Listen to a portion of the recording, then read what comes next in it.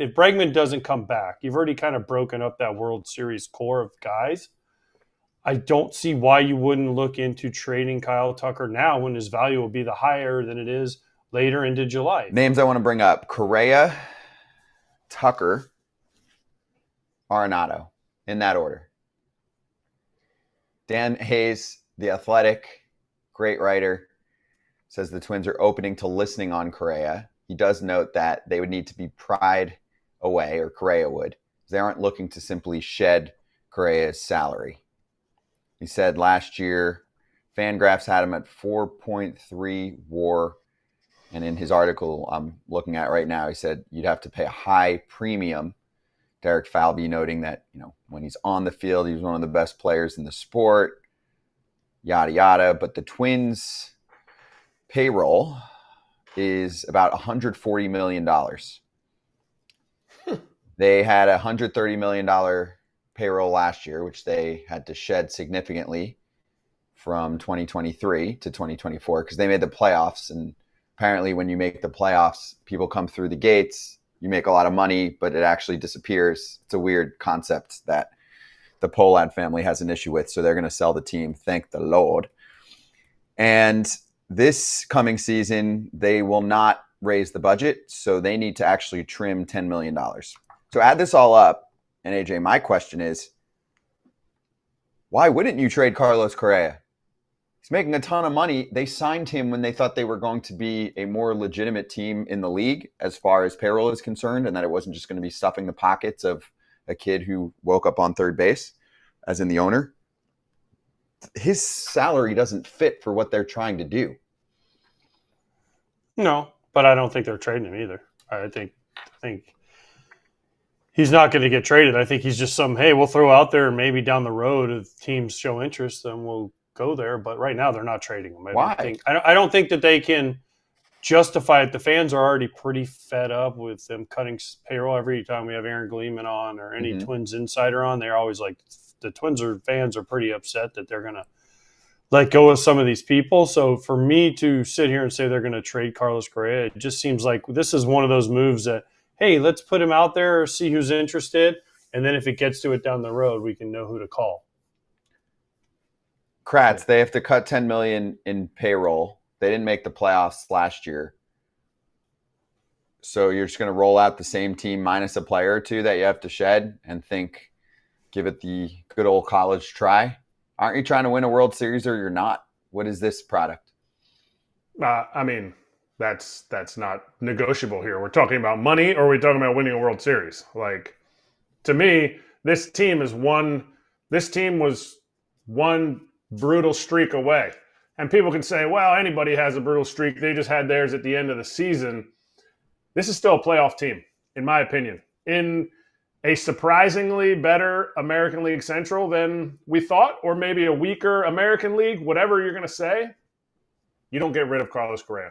He's anchoring your premium position. And yes, he has to stay healthy on the field. It's another reason you probably wouldn't get the value if you're worried about, or other people are worried about injuries. I don't think they get rid of him. And I think they're a playoff team. They have too much talent to not. Are they going to win a World Series? That's a whole nother discussion. They need, first of all, you're talking about staying healthy. They need Buxton to stay healthy for once. They need Pablo Lopez to be good Pablo. Royce Lewis, they need to stay healthy. They need, Brian Jeffers behind the plate to be good. They need a lot of ifs and buts and things for them to make a deep run into the postseason. So, listen, trading Carlos Correa only makes that worse. So, and there's not a surefire plug in. Now, who would they get for him obviously would change that. But I think that, they'll listen to offers like they'll listen to offers on anybody. If you're a team, you should listen to offers on all your players. That way you know who's interested and if it ever gets to that point. But I think right now, Carlos Correa stays with the Twins. I just think the Twins are kidding themselves. Are you trying to win a World Series or not?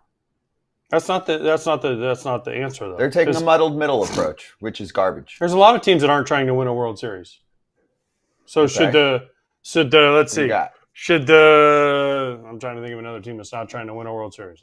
We'll use the Pirates. Should the Pirates trade everybody on their team because they're not trying to win a World Series? but they're rebuilding. They're building back up. They're on the 10-year rebuild plan. How long is Carlos Correa's contract? A few more years. 30. Maybe they turn it around in 3 years. Right. So you're saying don't give up just because this year you have to limit payroll. Yeah, and maybe cross your there's fingers somebody they get in the sold. next year. Just hold on, because they could get sold, and then a real legit human with some cojones can actually step in, run the team. So the article says they're much likelier to trade Chris Paddock, who's set to earn about $7.5 million, Christian Vasquez, who's set to earn $10 I'd million. love to get rid of if they could. You can, but you're going to have to eat what, 7? Yeah, but that doesn't help your payroll. Right. Or they said Willie Castro, who could earn about $6 million in arbitration. That would be a big loss too. Willie Castro was really good for them last year. An all-star. Yeah. All right. So you guys are a no on Correa. Let me bring up the next player. Kyle Tucker. So Chandler Rome and the rest of the Houston contingency covering the team, talking to GM Dana Brown, asked if the Astros would listen to trade offers for Tucker or Valdez. Dana Brown replied in part, "We'll listen on anybody." This is a massive, massive 180 from what he said about a year and a half ago. And I'll find the exact quote. Fromber is going to be a free agent after this year. I get that. And they actually have some good pitching. So but is on Kyle Tucker, Kyle Tucker's going to be free agent after this year. But at one point, Dana Brown said he's an Astro for life, and it wasn't that long ago. So maybe you add up the Soto deal and that he's going to be a free agent coming soon, and they don't give deals after, 6-ish years. Tucker's definitely going to get that. Here, I found it. Early August of 2023. Dana Brown, direct quote, "Kyle Tucker will be an Astro for his career." No, he won't. Who's Kyle Tucker's not a Boris guy. He's an XL guy, I'm pretty sure. But the Astros don't have a history of going over 5 to 6 years. Kyle Tucker's still pretty young. What's he, 27, 28? He's going to be looking for more than 6 years. So if you're the Astros, and if you've already said if Bregman doesn't come back, you've already kind of broken up that World Series core of guys. I don't see why you wouldn't look into trading Kyle Tucker now when his value will be the higher than it is later into July. If you can get 2 or 3 or 4 pieces back, that will help you to sustain this run for longer time. Because you have Altuve, you have Alvarez locked up, you got Diaz locked up, you got Pena for a bunch of years. You got some guys that are still locked up in there. You got Hader. You obviously have Abreu. You're trying to get rid of Presley. But to me, this is the time to strike. Don't wait. And I think if Bregman's not going to come back, or do you have to trade Tucker to bring Bregman back, and then you have to make a decision? So that's where the trouble with this whole thing is you can't keep everybody. No team can keep everybody. At some point, you have to make tough decisions. So is it a Bregman or Tucker? A Bregman or Tucker and Fromber? Or do you bring Fromber back and get rid of Tucker?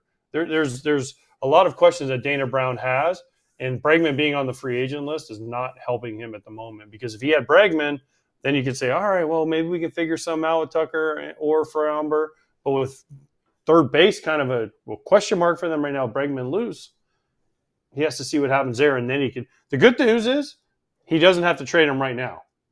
And they have a year to figure this out until they can become free agents. But I don't see them letting another guy walk like they did with Bregman if Bregman doesn't come back. I don't see how they can replace what Tucker actually brings, except he didn't play much this year. When he did, he was running that first month at an MVP pace. I would actually take the person in the other part of that tweet that was out there, Framber possibly listening on Framber and Tucker.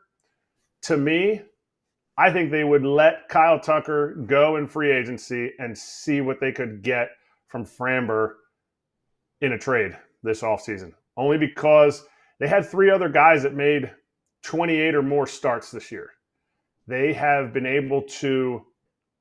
He had a great year last year, kind of bouncing around, the emotional guy. I think they keep Tucker. And I think possibly once they see who misses out on the Max Fried and the Corbin Burns, they say, hey, we got a year rental of Framber Valdez. I know he's not Garrett Crochet, but we could get a little something. This is uncharted territory for the Astros. They're not used to this. They're used to all their guys not what being they do. young. Yeah, and trading mid-season's tough too with guys, especially because they're going to be good. So that really rips your fan base apart. Hey, everybody. Be sure to like and subscribe for more content. We're back here every weekday, all year long, so do not miss an episode. The videos are coming in all day. Here's another video you might enjoy. Baseball the way it should be covered.